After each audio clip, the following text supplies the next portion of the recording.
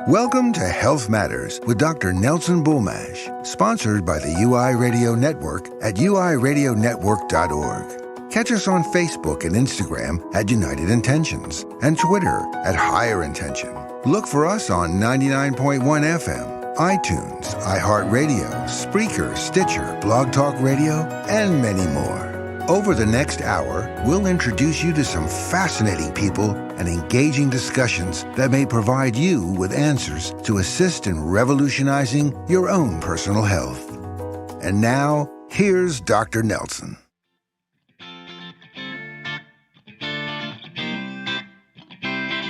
It's a pleasure to be with you here today. Today's going to be a special show. I know that a lot of you feel like we're in a Jumanji game where you're ready to hear the announcer say, "Congratulations, you have now graduated from level 7 Jumanji." And I'm afraid the lives we're living are real, and we're going through what we're going through, whether it's that you've dealt with the loss of property, friends, family, pets out in California and the West Coast with the fires, whether you have suffered with flooding, tornadoes, hurricanes in the Atlantic and Gulf Coast. We have another one that we're watching now, which is just incredible because I think this is like the 4th or 5th or 6th storm that might come up all the way up here into Atlanta this season. And I know we've set a record for the number of tropical events. And then we have the pandemic. And then I know a lot of you have told me that you're road weary, so to speak. You feel like you've gone through a war of sorts going through the election process, and still we don't have an end to that is official. So I get that it's a time that is bringing up a lot of emotion. And my guest today in my book is a superstar. She has been through several years of intense sexual abuse and has come out the other side as a sage, as somebody who is a prophet of sorts, who is wise beyond her years and will share with us not so much the details of what she went through, because pain is pain is pain. And whether you nearly die in a car accident or from cancer or anything else, your hardship, your pain, your suffering is your hardship, pain, and suffering. Meaning we're not comparing who had it worse. How it lives for you is how it lives for you. She went through a tremendous ordeal and has a profound understanding about the purpose of her suffering in her life and helps people all over the world. So I have a question for any of you who are listening right now, whether you're viewing us or whether you're listening to us on either many of the social media platforms, the TV shows that we're on, or the radio stations. I want to ask you this. Have you suffered from something that has left you so traumatized that you think it's impossible to rally, to come back, and to find your place in the world as a creative act of expression that leaves you thriving in our world? So if not, if you're still struggling, if you still feel stuck, I want you to pay extra careful attention. Maybe hold off a few minutes on making your dinner, or pay attention the best that you can as you're on your way home in your car listening to us.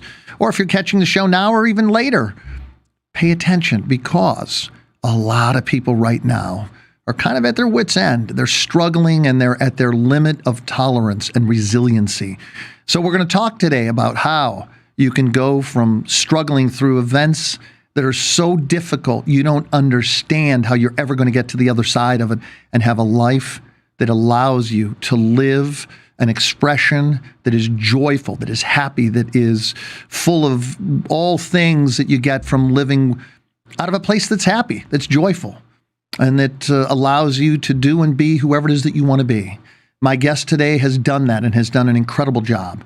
Her name is Kelley Gunter. She is an internationally acclaimed speaker, life coach, and author of a compelling memoir, "You Have Such a Pretty Face." Gunter, who describes herself as a survivor, emotional warrior, and connoisseur of comfort food, says that her painful journey to find peace and self-worth began with a 243-pound weight loss, included many dark moments of despair, and eventually brought her to her knees. In a message that is particularly resonant in these trying times, Gunter says on her homepage, "When the world says give up, hope whispers. Try it one more time." Kelley Gunter, welcome to my show. It is such a pleasure to have you. Hello, thanks. I'm happy to be here. Kelley, you have gone through a tremendous trauma. And one of the things that's has to be incredibly difficult for you, I know many of us have been, for example, in really bad car accidents. And I know you can certainly get PTSD and live through the rehashing of that. I was in one when I was 15 years old, and for years I kept seeing us hitting a car and then the car exploding, and I couldn't get that out of my mind. I had trouble being in a car. Eventually, I did get through that, although it's still difficult if I'm driving with someone to fall asleep while they're driving. I just don't feel safe because of that. But you went through a sexual abuse that my understanding has lasted over 7 years, and yet you are one of the most incredibly well-adjusted, bright lights that I have seen and spoken to in the world. Tell us a little bit about your story and how you are thriving so brilliantly today.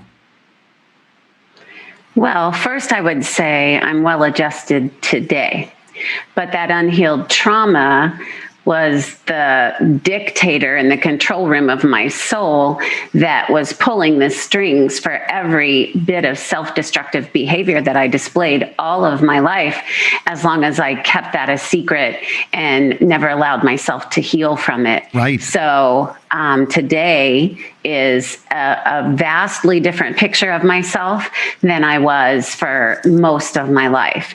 And the trauma that I endured was sexual abuse at the hands of my older brothers in my home, and it started at the age of 7.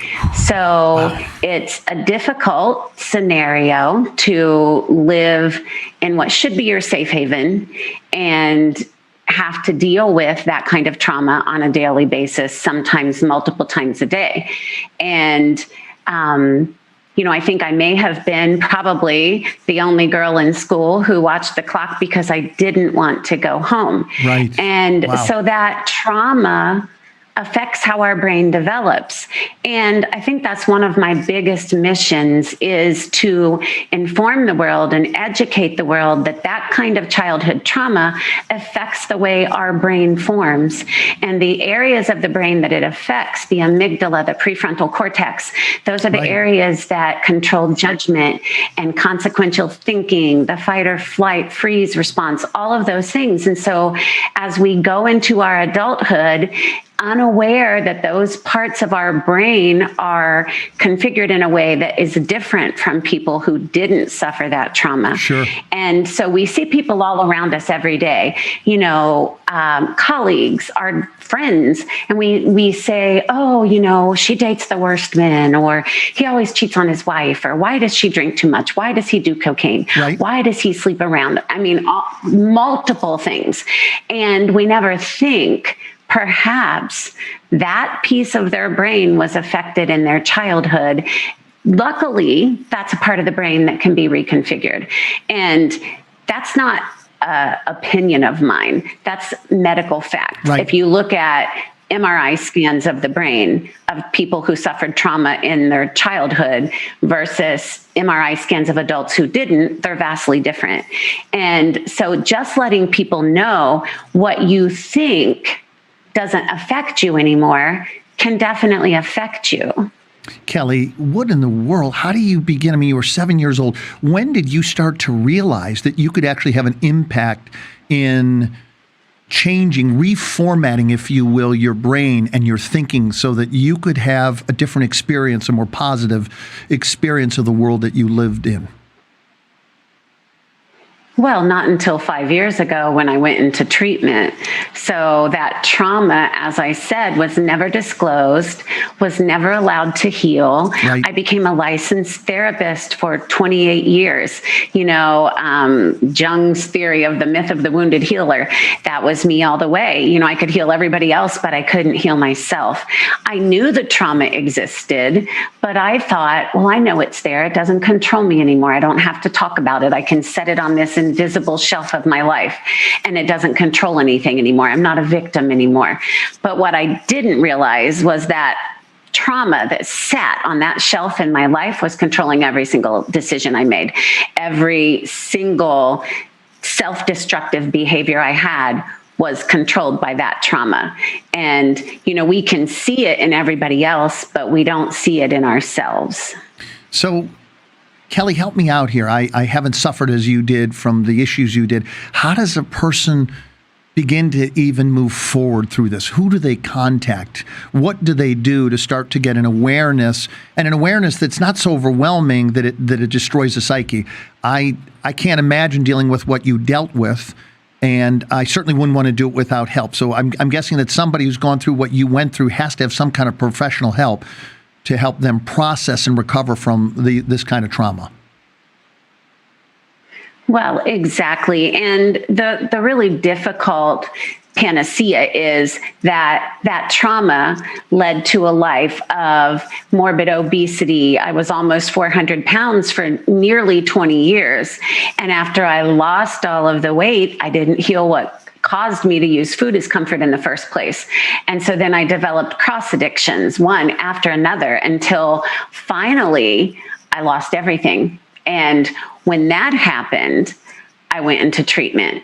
And so going into treatment, when I went into treatment, that the powerful thing is that the shame that surrounds sexual abuse is so strong that I had nothing left to lose. I had lost everything. I lost my home, my cars, a business I founded. I lost all of my friends, my family, everything. And still sitting in treatment, I told them everything about all of my addiction, but I wasn't going to tell them about the trauma that I endured as a child. And so it took them a long time, several days, to pull that out of me.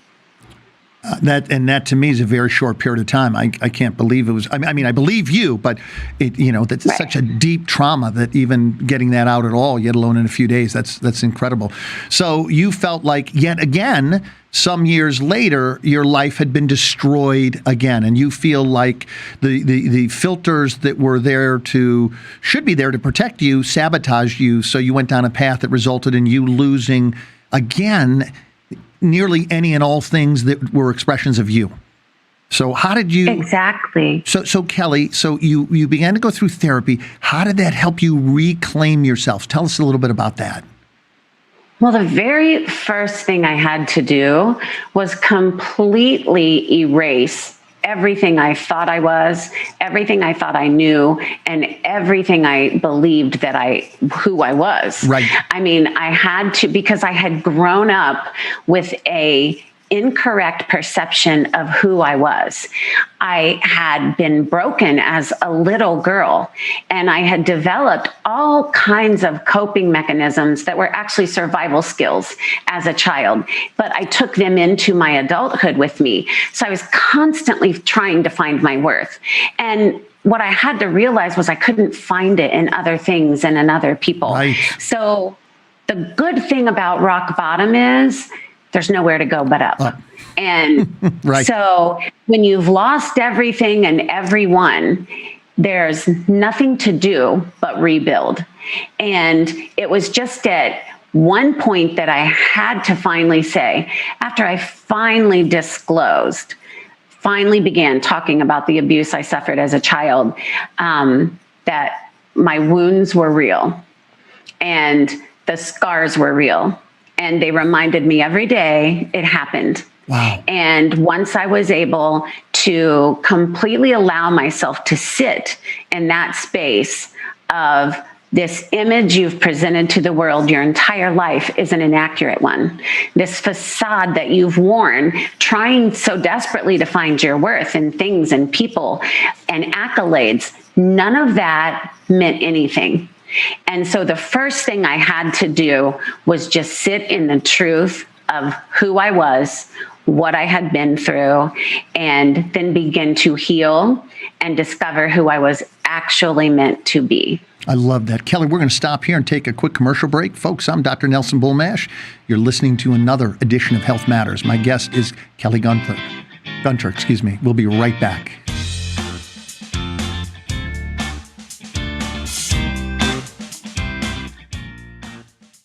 Hi, I'm Greta Full, president of Golden Home Services, a premier private home care service for seniors in Georgia for almost 2 decades now. We all have parents, and I know I love my parents more than anything else in this world. And because of that, Golden Home Services makes sure we care for your parents as if they were our parents. Call 678-242-0084 anytime, or visit goldenhomeservices.com to select from our range of affordable home care services.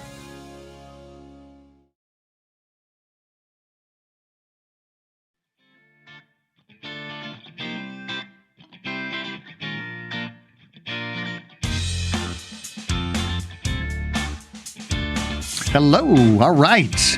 I'm back. I want to remind everybody, first-class jewelry for first-class women. Iroff & Son Jewelry Show with fashion expert Jacqueline Grund and professional ski instructor Nicole Iroff as they interview graduate gemologist Brian Iroff on the Menza Live show on Thursday at 4 p.m. Eastern Time. All right. I'm back. Kelley, I have a question for you, and I don't even know how to answer it. I'm gonna see if it makes sense to you. When you hit rock bottom and you realize that so much of who you have been has been a protective mechanism, and that everything that you express in the world as yourself is through the lens of that protection, what was it like to suddenly be at rock bottom and wonder, who am I really? Tell me about that. It was devastating. It was absolutely gut-wrenching to sit and think, I have no idea who I am. I have convinced the world and even myself of who I wanted to be, and more importantly, who I thought they wanted me to be. I was always trying to ascertain and figure out, who does this person think I am, or who do they want me to be, and try to become that. So it was like I was a chameleon, always trying to be what everybody wanted. As a child, I had been a people pleaser because there was also a lot of violence in my home as well. And so I was always trying to keep everybody happy, keep the peace, trying to, avert any type of other violence. And so I took that into adulthood with me, and trying to release all of those versions of myself that weren't factual, that weren't genuine, took time. It took time to sit and really center myself and discover who I was. And for me, that was innately tied to my faith and to my trust and belief in God that I was who He said I was. And I had always had faith in God my entire life, but it was a very peripheral faith. And so I hadn't ever just completely surrendered to Him and said, show me who I am. Show me where you want me. Talk about that, Kelley. What was that like to surrender to Spirit, to surrender to God? How did God unveil God's self to you so that you could begin to put together your life in a way that was tactile for you, meaning that you had a sense of, this feels right to me. This is who I am. Let me build from this point forth. Well, I want to say that it was a slow process. I hear people say a lot of times, well, I just gave it all to God. And giving it all to God when you haven't been able to trust Him with all of it in the past is a very slow, step-by-step process. For me, there was a lot of going back and forth. Part of it was I was angry at God. How could you let this happen? How could you possibly love me? What kind of God allows a child to be raped repeatedly for 7 years of her life? And so having that anger, and people ask me all the time, how do you trust a God who let that happen? And what I know is that God was with me every moment of that abuse. God saw everything that happened, but there will always be a battle between good and evil on this earth. And as a result, there will be pain and there will be suffering. But if we surrender it to God, there is purpose in that pain, and He will make something beautiful of it if we give it to Him. But part of that process is grief, is grieving a childhood that never existed, is grieving the fact that my life wasn't how I presented it to the world. Being able to say, why didn't I have the kind of life I wish I would have had? Why didn't I have the kind of childhood that everybody dreams of having? And so grieving that process, one of the stages of grief is anger. And you know what? God can take your anger. People get worried that, if they're mad at God, you can't be mad at God. Well, He wouldn't be much of a God if He couldn't take our anger and if He didn't understand it, right? Yes. And so I would rant and rave and scream at God and tell Him, I'm never praying to you again. And 5 minutes later, be on my knees praying and sobbing. And so it was a gradual process to the point that I finally said, I don't care what I see in front of me. I don't care what my brain thinks or what the world looks like. I trust you and I believe what you say about me and I believe in your promises. And so and it took me about 2 years to get to the point that I finally just said, I surrender it all. Because it's hard. It's very hard, and it doesn't happen overnight. Yeah, I think you're very generous. It's nearly impossible because you don't have the visual in the distance of seeing the light at the end of the tunnel, if you will. Right? You just have to trust, and you have to have faith, and you have to keep moving arduously forward through this process that seems to have no end. Kelley, how did you begin to trust who you were becoming so that you could anchor yourself and get a sense of, okay, I'm going to claim that this is who I am in my life and as a human being expressing in the world at large? Well, there were many, many times that I just wanted to believe all of the terrible thoughts that would constantly go through my mind. Right. You know, you've made mistakes. You're a broken person. You have all these scars. You have all these things that have happened. And ultimately, I had to be able to say, I'm not what was done to me.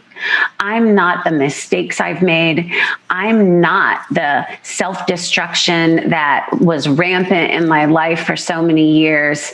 And that, really believing that, developing my self-worth and knowing that I was more than what was done to me. I was more than what was said to me.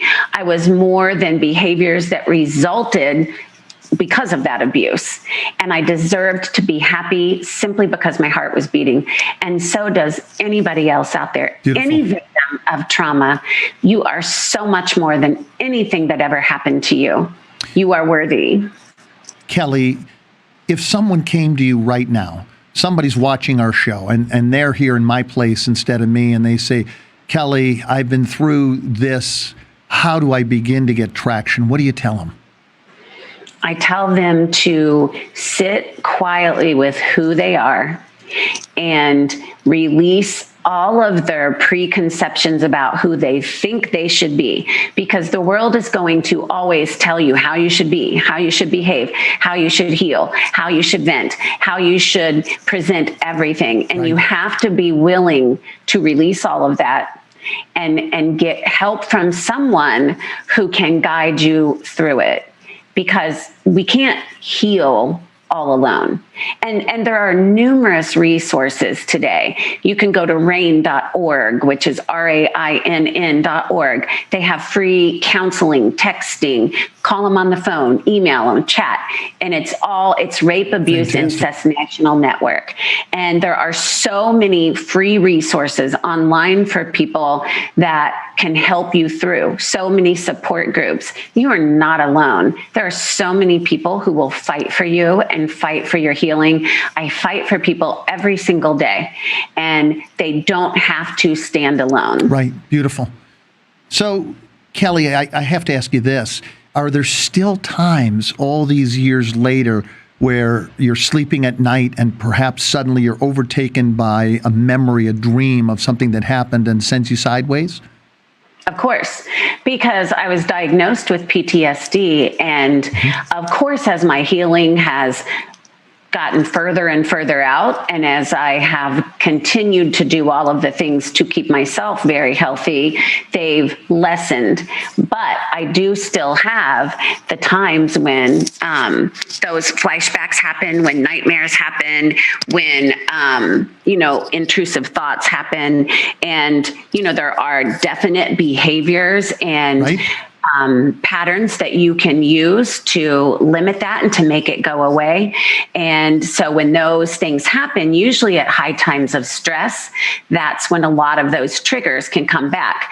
And, different types of stress can trigger that. And so there are thought stopping behaviors that you can use and you can practice to minimize those from happening and to stop flashbacks as they begin. There are grounding techniques that you can use use to stop a flashback and bring you back to reality. Right. And so my symptoms have lessened greatly, but they still happen sometimes. I mean, the wound is there. It happened. And so it will never be entirely erased from my life, but I have learned how to use the coping skills, healthy coping skills, not escape skills, but healthy coping skills. Thank you for distinguishing that. And really practice those on a daily basis, because there were so many times when I was healing, and I went into treatment 5 years ago. There were so many times on a daily basis I just had to stop myself and say, what is my truth? What is my truth? How do I want to handle this? Do I want to heal and allow myself to begin to become vulnerable again? Or do I want to just slide back into, types of numbing behaviors and escapism? And I wanted so desperately to heal that, as hard as it was, I would incorporate all of those behaviors and techniques into my life on a daily basis. And eventually they just became second nature to me. Outstanding. Kelley, one of the things I do with people who, and by no means, I am not in any way an expert. The truth is I know pretty much nothing about sexual abuse issues. They've never been around me. So I defer to you, your wisdom, your judgment, your experience. But I do tell people, for example, who've been through lots of traumas that, have the same kind of impact. You get in a car accident or you're in a violent accident. I've had people that have been bicycling and somebody cut them off and they flew off a bridge and hit an impediment on a story below, and they were unconscious for a long period of time, and they have terrible PTSD, they have nightmares. And I teach them things like making sure you do the things to remain calm, stabilize your blood sugar level, make sure that you get lots of sleep. It's very difficult to deal with trauma, to deal with PTSD when you're road weary, you're tired from stress. These are times that are bringing in a lot of craziness in people who are having episodes with PTSD or trauma of any kind, emotional, physical, you name it. I had severe PTSD after I had COVID. I would wake up in the middle of the night and I couldn't breathe, and sometimes it would happen 6 or 8 times a night. And I got to the point, Kelley, where my wife said to me, honey, I don't know what's going on with you. And I got it in November where nobody knew what it was. She said, sweetheart, you're going to have to sleep downstairs on the couch. So I spent 4 months on the couch. And Kelley, I got about 15 hours of sleep a night because I was terrified to fall asleep for fear that I would die in my sleep because I'd wake up gasping, incapable of breathing. And I knew that if I walked around the house at 62 to 64 degrees because I overheated, with COVID, sometimes you can't breathe. And so you're going through this, I'm breathing, but I'm not saturating, so I don't feel like I'm breathing. And so I was terrified of actually falling asleep for fear that I'd wake up on the other side, so to speak. So are there any other things that you teach people that they can do day to day that help minimize the expression of these episodes, these PTSD episodes? Right. Well, I think the most powerful thing that people can do is the thought stopping processes, the grounding techniques, and being able to find a way to live in that moment. Because if we're not careful, we'll let our history be the assassin that kills our destiny. And we don't want to live in our healing process. We are meant to heal and move forward. And so a lot of times people will get stuck in healing, and the trauma is there, it happened, but we don't have to live in it every day. We do our healing work. Healing work is hard. It's hard to rip open wounds that healed inappropriately, dig them open, get in there and get all of the poison and all of the pain out so they can heal appropriately. That takes work and that takes time. But after you've done that work and you continue working on it, I'll probably be in counseling the rest of my life. I would never not want to be, because I've gotten to such a healthy place that I want to make sure I maintain that. Makes sense. And so to learn the techniques to use when those things happen, because those are the behaviors, those thoughts, those flashbacks, the night terrors, those are the things that cause us to reach for something to numb that feeling and the thought. And so if we learn the coping skills to deal with them, then we can eliminate the desire for something to numb them. Beautiful. And We just have to have the courage to face it head on. Beautiful. I mean, people who heal are warriors. They're warriors. Yeah. You know, those are the people I want on my team. I don't want the people who don't have scars. Of course. I want the banged up, dented up people that have the Sliding scars and you can sideways. see. Yes. Yeah. Because I'll tell you what I learned. Kelly, I'm so sorry. I got to interrupt you. I okay. apologize. We got to take a commercial break. Okay. All right, folks. You're listening to me, Dr. Nelson Bulmash. My show is Health Matters, and I have the wonderful Kelley Gunter here, and we're very, very excited about talking about how you can heal from trauma. Kelley, when we get back, let's talk about your book.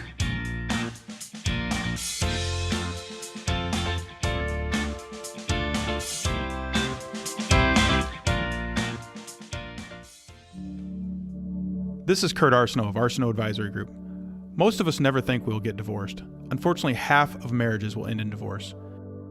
Children are always the first priority, but getting your finances in order will need to be addressed. The first step is to get an assessment of where you are financially. Will you keep your home? Do one or both of you have a 401k or pension? Who will pay for the kids' college education? Will you split your debt liabilities?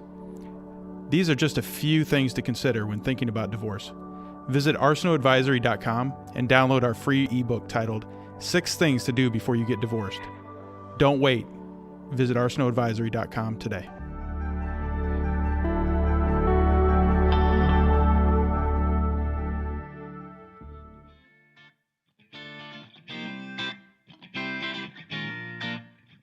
Hey, Dr. Nelson here again. Don't forget, we'd love to connect with you online. You can follow us on social media at Facebook, Instagram, YouTube, Spreaker, and all other major podcasting platforms as UI Media Network. You want to be a radio host or you have a message you want to share? Email us at contact@uimedianetwork.org to know how. All right, we're back. Kelley, before we go on, I want to thank everybody who supports me. For those of you who are catching the show right here in Atlanta on WDJY FM 99.1, or those of you who are listening in Kentucky and Ohio on WTTA 101.2 FM, thank you so much. Know how much I appreciate you. My numbers continue to grow, and that's because you keep coming back and you keep sharing my show, and I deeply appreciate that. And for the rest of you who are listening in on major social media platforms, it really is a pleasure, and I thank you because I do this as I'm not even going to say a labor of love. I do this because as a child, I saw my mother enjoying the Mike Douglas show. Kelley, you're familiar with the Mike Douglas show? Are you old enough to remember that? You remember it? Yes. So it was my mom's favorite show, and I used to watch her. She would be so happy watching Mike interview people. And I remember seeing the Beatles and the Stones and kind of anybody you could even think of who was legendary way back when. I'm not going to tell you exactly when, but it's a long, long time ago. And I thought, if I ever have the ability to have a show, I'm going to have incredible people on who help create and illuminate the world by bringing a voice and a message that makes a difference in the world. And Kelley, you are the embodiment of that. I am so grateful to have you on my show today. I know that there are people who are all over the world who are going to hear our show. And one of the most exciting things that I never dreamed or imagined is I have people, Kelley, who contact me from all over the world. Brazil, Mexico, Canada, the UK, Spain, Italy, Russia, China, Japan, and I have conversations with them about what life's like in their part of the world, and it's incredible. I just want you to know how many women have contacted me and said, Dr. Nelson, we love to watch your show. And I used to say to them, why would you care about my show in Hong Kong, China, in Saudi Arabia? And they used to say, because we love the way you take care of the female guests on your show. Isn't that amazing? So, that is. In so many parts of the world, we take for granted that you and I are having this incredible conversation, that people are going to get information, Kelley, that will change the lives of those listening to us. You'll get people who will follow you. I'll get people who will follow me, and they'll read your book and next book and so on and so forth, and they'll be able to heal and thrive in this life instead of staying sequestered from the world, suffering endlessly day after day in pain. Kelley, I want to hear about your book. Well, my book is You Have Such a Pretty Face.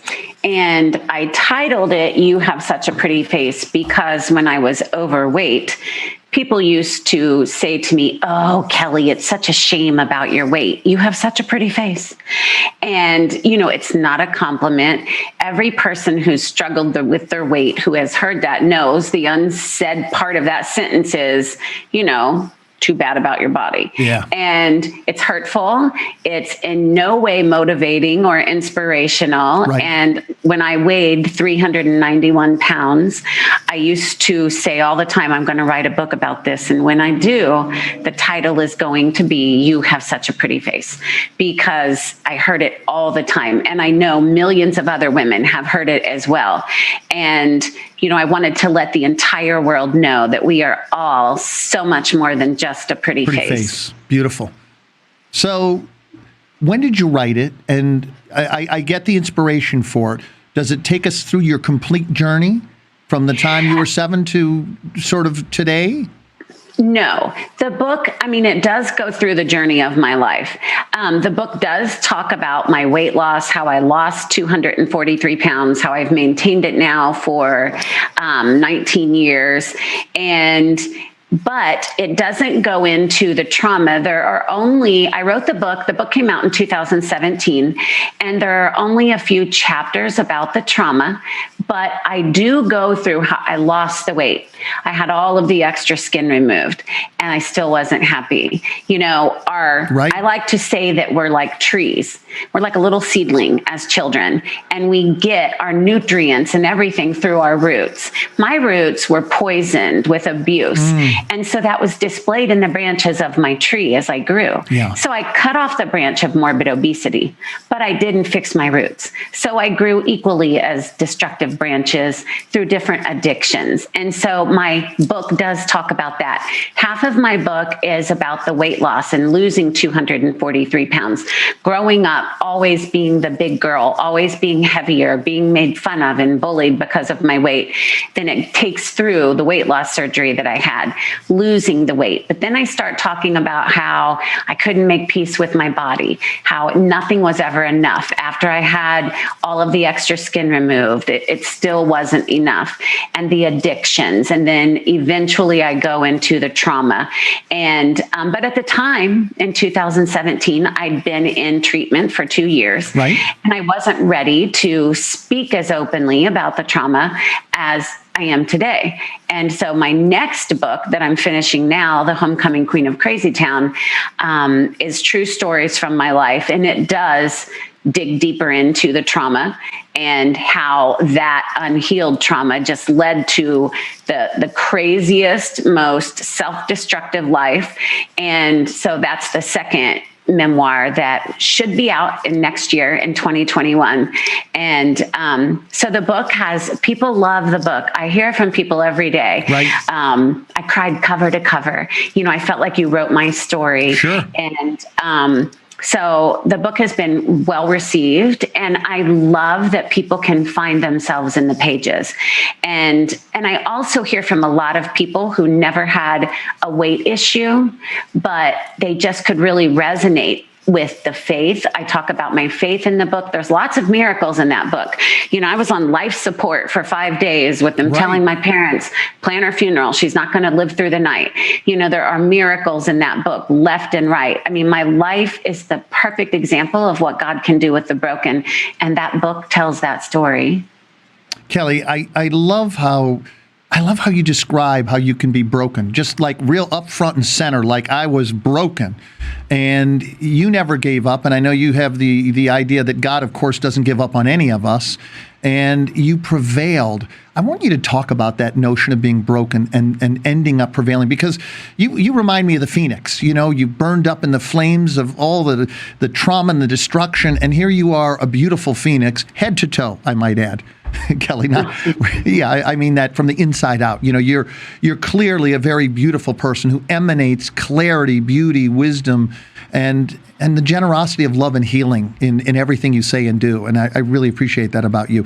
What was it like for you to feel broken, and how do you pick yourself up from feeling that way? I think most people at one time or another feel that way, but when you're immersed in it for years, what do you do to get yourself to feel like I can actually get myself vertical again and function and thrive? Well, it's difficult because I was dealing with a lot of addictions, and addictions have horrible consequences that come with them. And you have to take responsibility for those consequences. That's part of healing and maintaining sobriety. And so when you lose so many things, and many, many innocent people were caught in the crossfire of my addictions. And so you have to be able to, like, I would visit the cemetery of my soul regularly, because the hardest funerals to attend are the ones for people who are still living. Right. And I had to be able to put peace in my life and allow people who no longer wanted to be involved with me to let them leave with grace, and to accept the fact that they had every right to feel how they felt, and they were wronged, and they didn't have to understand, and to move forward. And the beautiful thing is God brought amazing new people into my life. You know, I had amazing people in my life before, but I lost all of them. And so he brought amazing new people in my life who walked through the fire with me. And so when you're sitting and you just realize, I'm broken, like I don't even know what to do with all these pieces of myself. Sure. And I just had to say, like, God help me. And one time I was listening, I was just trolling all over YouTube looking for something inspirational. This was about 3.5 years ago. Okay. And I saw a speaker and I listened to them and I thought, you know, they had a great inspirational story, but they hadn't made mistakes. You know, they survived something and got through it, but they hadn't made any mistakes. They hadn't, you know, had things that they regretted. I had so many regrets. And it was on that day that I just promised God, if you help me get through this, I will speak. I will tell my story, and I will shine the light of hope that you've put in me for others who still feel like they're trapped in the darkness. It doesn't matter what people say to you or about you. You are not what they say. Right. And your future and your destiny was never tied up and in their hands to begin with. Love that. That's between you and God. I love that. And you can overcome anything. You can become who you want to be. And many times, God brings our destiny to us, but it's disguised as destruction. So many miracles don't feel good when they happen, when they start. You know, people think miracle, ta-da, you're healed. But many miracles and blessings can start out feeling like a complete disaster. Right. And it takes hindsight to be able to see, wow, I'm glad that happened. You know, you may not have loved the process, but you can love the result. Beautiful. Kelley, I so appreciate what you just said, because I meet so many people who feel broken, who feel like they're undeserving, and they don't get the idea that we're not meant to go through this world, this life perfectly. That's an illusion. And that, you know, you exactly. Thank you, Kelley. You have a life, you have a past, and it's there to inform you, but it isn't necessarily, unless it's the path of your choosing, meant to be an addition or a path that you follow into your future. Does that make sense? Right. It does. I mean, we all have those broken places, and we can either admit them and say, this is who I am, and stand in the light of who we really are. Sure. Or we can try to present this facade and say, hey, I'm perfect. I don't make those mistakes. And, you know, that's the thing. We try to look at other people. So many times people look at other people and say, well, even if I was, people would say about me, oh, well, I was sexually abused, but I didn't do the things she did.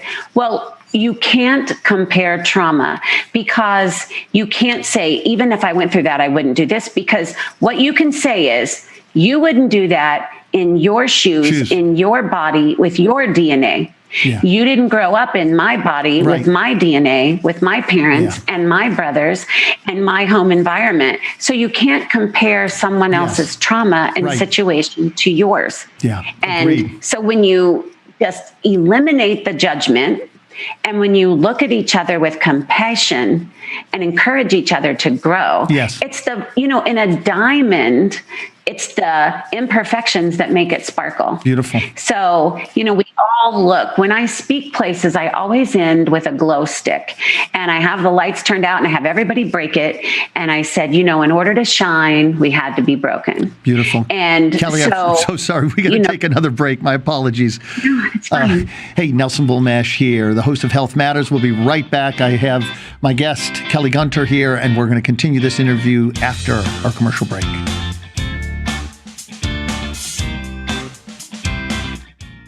If this content resonates with you, don't forget to subscribe to our channel at uimedianetwork.org to stay updated with our uncensored shows. Also, like and follow us at UI Media Network on Facebook, Instagram, YouTube, Twitter, and almost all your favorite podcasting platforms. Most importantly, if you're being censored on social media, write to us at contact@uimedianetwork.org to get your message out. And remember, keep raising that frequency.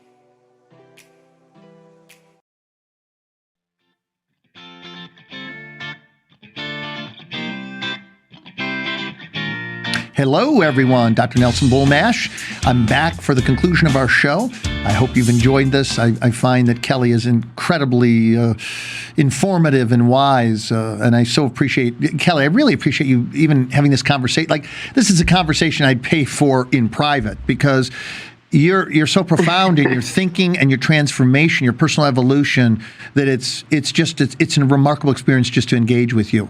I have a question next for you, and you take it anywhere you want. Okay, Kelley? Is there healing for those around you, you know where I'm going with this probably, who perpetrated these horrible things against you? Do you understand the question? Is there healing for them in your healing?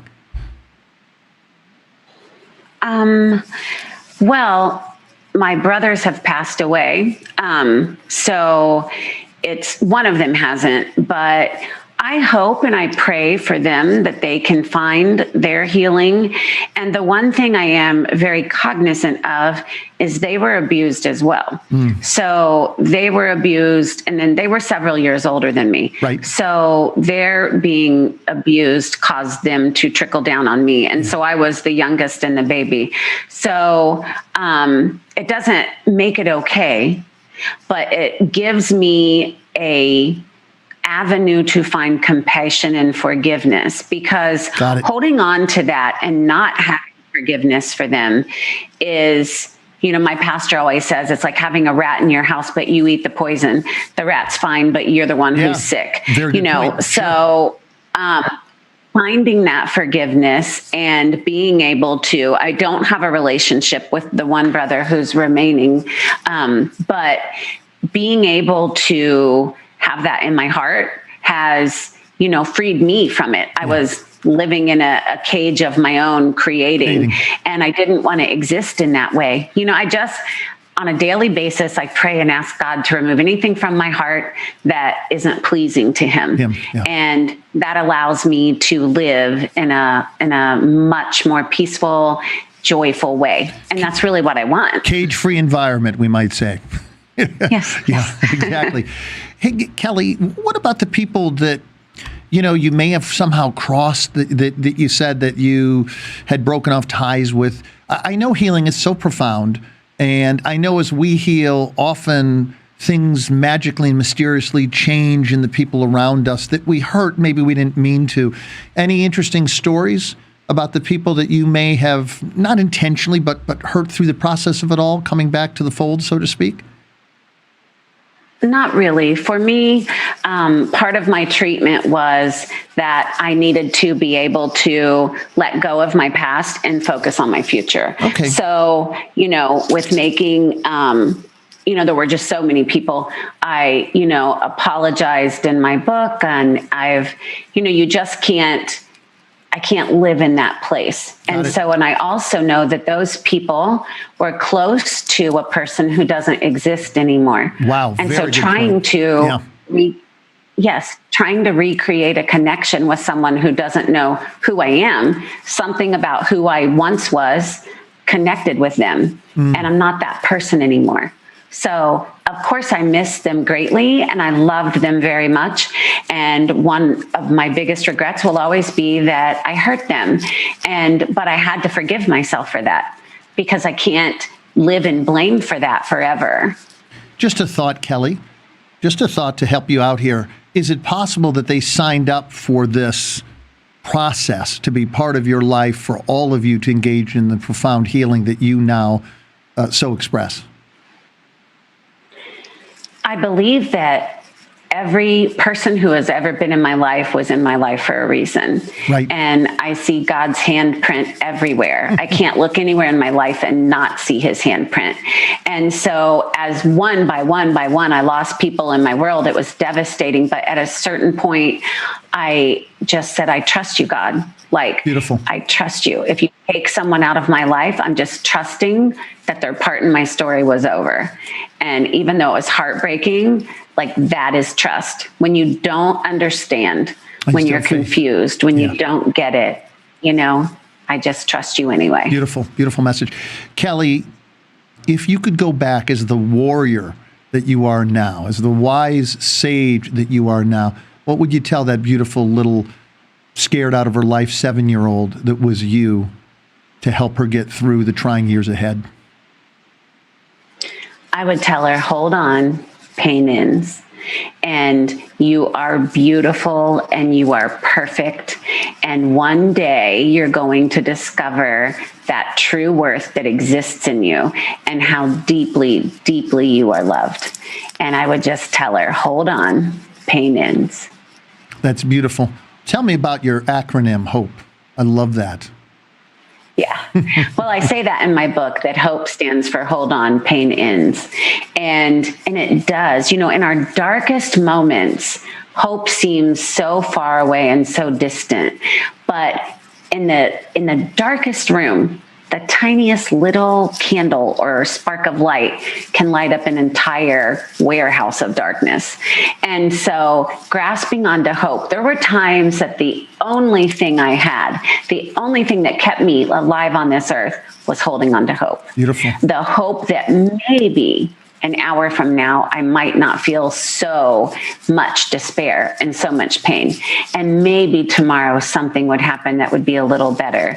And what I found was incredible kindness and compassion in people that I least expected it from. I think that's one of the miracles along the way, that the people who help us up many times are not the people we think will be the people. And the one thing I learned is you can have a lot of people sitting on your bench. That doesn't mean you have anybody on your team. And so if you allow him to, God will send the people who will always be on your team, not just taking up a seat on your bench. Beautiful. Kelley, is there anything you do? For example, as I mentioned to you, when I had COVID, I would wake up and I couldn't breathe and I was in complete darkness. And I don't know if there's anything quite as terrifying as waking up and you can't breathe, and you're in a completely dark room that doesn't allow you to orient yourself. One of the things I did, and I know some of my doctor colleagues are going to scold me for saying this, but what I did is I got an air filter that has a tiny blue light. So every once in a while, when I wake up in a PTSD state and I can't breathe, I anchor my focus on that little blue light, and it allows me to lock onto one stable datum and recompose myself, reorient myself, get breathing, get out of bed, hydrate, and walk around and process that stress and be able to go back to sleep. What do you do that might help you in those trying times? I have an ornament that a friend sent me. It's a Christmas ornament, but it's just a clear glass globe, and it has an angel inside of it that lights up, and it changes colors, and it's real soft. And I always have that sitting by my bed. So if I wake up terrified, I focus on that angel. I focus on the fact, this is a story in my book, that angels came to my son and I both and saved our lives in Florida on one occasion. And I know angels exist because I've been touched by them. I've talked to them. And so I focus on my angel and I pray, and I know that God has sent angels around me before, and he'll bring them to me then. And I just ask him to fill me with peace. And in those super terrifying moments, I focus on him. I swear that God just says, focus on me, focus on me, focus on me. And when I do that, I find my peace. I love that. Kelley, is there anything special that you'd like to tell our listeners, our viewers? I want to make sure, of course, I give you plenty of time to tell them how to reach out to get your books, to see anything from your pod. Let's do that first. I'd be remiss if I did that, and we only have about 4 more minutes. How can people reach out to you, Kelley? I mean, you have amazing posts. You have a book that has gotten lots of acclaim. How can people reach out and have access to all of this? My website is youhavesuchaprettyface.com, the title of my book. I'm on Facebook, Kelley Gunter. I'm on Instagram, and that's at Gunter Kelley. They can contact me through my website. They can contact me on social media. I respond to every message I get, and It might take me a few days, but I respond to every single person who reaches out to me. And unless it's inappropriate. So I get some of those too. So sure. I don't want to sit up here and someone say, oh, you didn't respond to mine. Well, as long as it's appropriate, I respond. Yeah. And I welcome that. I just want people to know you are not alone. You are not alone. I stand by you, and I fight for you every day. And the darkness will be completely eviscerated by the light. Yeah, beautiful, beautiful. Illuminated too. Destroy the darkness, light it up. Light it up. Because that's the whole purpose. I know that's why I'm here. I say in my book that God kept tapping me on my shoulder, telling me your survival was intentional. And I believe that. He allowed me to survive in a way that I could speak, that I could help other people. And I also say in my book that it's like a secret handshake of the soul. You know, people can look in your eyes and they can tell I am in the presence of compassion. And so I believe that that's what people feel when they speak with me at book signings. It's hard for me to get away because people are at the table for as long as they can. And I love that because I just know that's my purpose. And, you know, I think Ralph Waldo Emerson said, what did he say? The ancestor of every behavior is a thought. Maybe he said of every action is a thought. Right. And so we have to think hopeful thoughts. Beautiful. Because our behavior will follow that. And you know, we aren't what we've been told. We aren't what's been done to us. And, you know, my favorite human being is Albert Einstein. I just am obsessed with him. I was born on his birthday. I feel like I have this connection. If he was here, I'd probably want to date him. But, you know, he had this really powerful quote where he said, everyone is born a genius, or something close to that. Everyone is born a genius. But he says, but if you judge a fish by its ability to climb a tree, yeah, it will, spend its whole life thinking it's an idiot or something like that. Right. I mean, you got it. I probably butchered that quote, but you came across, you got the point across. Of it. Yeah. Right. And so like the messages we were given throughout our lives aren't necessarily accurate. And so we just have to find our truth and discover our worth, because if your heart is beating, God's not done with you yet. I love that. Kelley, I so appreciate having you. I absolutely, my mind, body, spirit, and soul, I hope that the people who watch this, who listen to this, get whatever they need from this, that they may heal and that their suffering may be abated and they may find the light, the love, and the lives that allow them to thrive and prosper. It's been such an incredible pleasure to have you on my show. I hope you'll return again, and I hope you'll hang on for one moment as I close down the show. Of course. Folks, thank you so much for joining me for another edition of Health Matters. It's been such a pleasure to have Kelley on the show today. She is light, she is love, she is generosity, she is wisdom. And I know that many of you, thousands upon thousands of you who have access to this show, will be given a beam of light that will allow you. Her light is so bright that she will help light your path. I'm so grateful for her, and I hope that I can remain friends with her for many years and watch her grow and flourish and watch all of you do very, very well in the process. It's been an amazing adventure today. I'll see you back in 2 weeks. I'm Dr. Nelson Bulmash. Remember, always do your best.